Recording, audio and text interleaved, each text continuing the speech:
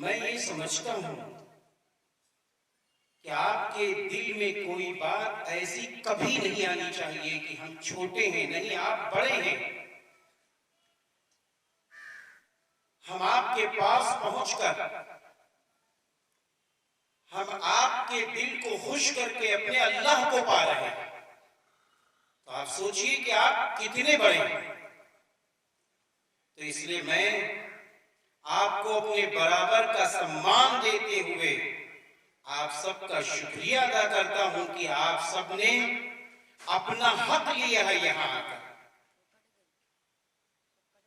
न हमने आप पर एहसान किया है, न देने वालों ने आप पर एहसान किया है, बल्कि आपने अपना हक लिया है आकर। एक शख्स है, बड़ा अमीर है, दौलतमंद है, तो उसकी दौलत में सारे लोगों के हक छुपे होते हैं। कमाता अकेला है लेकिन हक सबका छुपा है। इसलिए मैं आपसे फिर ये कहूंगा कि आप अपना हक लेने आए हैं, इसलिए आप खुशी खुशी हक लीजिए। आप कमजोर नहीं हैं, आप बड़े हैं। मैं आपको एक बहुत बड़ी बात बता दूं,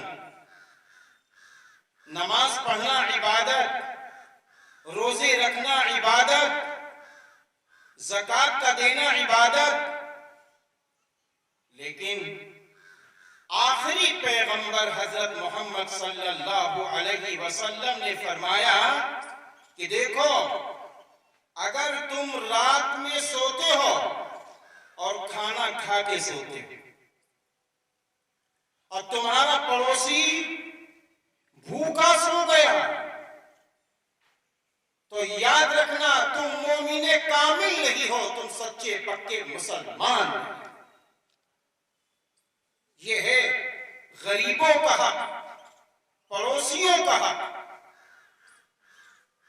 इसलिए आज मैं तहे दिल से आपका शुक्रगुजार हूं कि आज ये महफिल सजी आपके लिए।